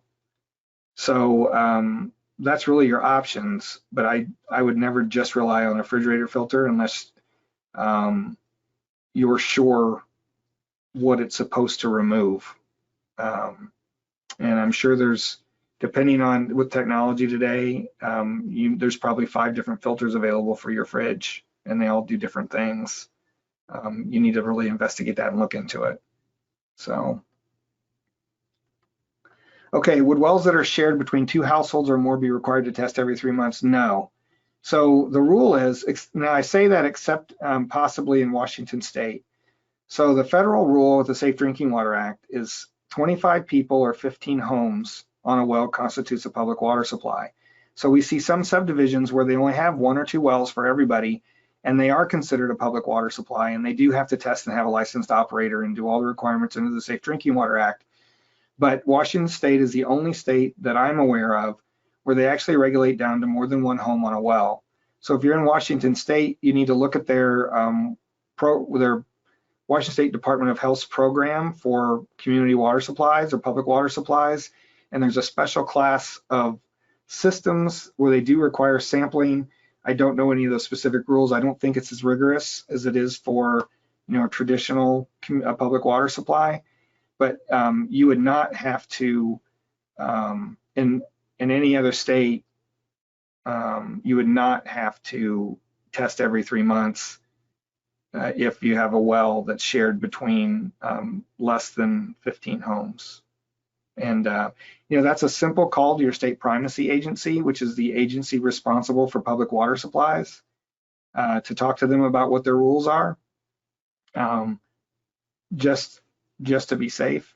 But yeah, we see a lot of cases where there's shared wells. For a while, even in Illinois, people who are putting in rural subdivisions were putting 1 well every 4 or 5 homes, so that 1, they didn't have to put a well in for every house, and 2, they were putting enough wells in that they wouldn't be considered a public water supply. It was really a disservice to all the people that own those homes, and it's just because they were being cheap. And eventually that isn't allowed anymore, but it took a long time, and it's unfortunate. What would be considered a shallow well? What would be the minimum depth that would be recommended for a well? Well, it really depends on the geology. In some cases, some states have set that, you have to have a minimum of 50 feet of casing, for instance. Whether that means that's necessarily safe really depends on the geology. We see areas where there's bedrock or karst right at the surface that you could have a well. It doesn't matter the depth, it matters the amount of casing. In New York, I worked in New York a little bit, helping in some tribal areas where they have some water quality issues. And when I went out there, there were wells that were 300 or 400 feet deep, but they only had 12 foot of casing. And then it's open hole after that. They're bedrock wells. And so what that means is water can get in the well anywhere below 12 feet versus a 300-foot well that's in sand and gravel, where it's solid casing down to 290 or so, and then has 5 to 10 feet of screen. the only place that water can get in that well is through the screen. And so, you know, there is no straight definition of shallow well. We get asked that all the time. And shallow is dependent on the area.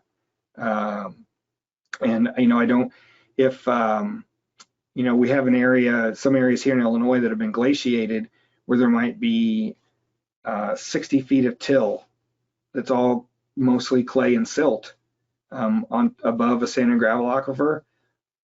Water's never going to get through that till to get to that 60-foot aquifer. Very, very slowly, hundreds or thousands of years. And so, you know, it really does depend on the shallow geology and soil and a lot of those things. I mean, we have other areas along the Illinois River where it's 120 feet of sand from the surface down to bedrock. And so obviously water infiltrates a lot there and there's a lot of recharge, but there's also then a lot of contamination because everything from the surface can go right down into the aquifer. And so as far as the minimum depth, that would really depend on where you're at. And, you know, a well driller may have a better idea there, or your resource agency that puts in wells. Do you have, you know, check and see if you have well code. In some cases, they may have, for vulnerable geologies, they may have different rules where it's required to be a little more safe than the typical depth that's required.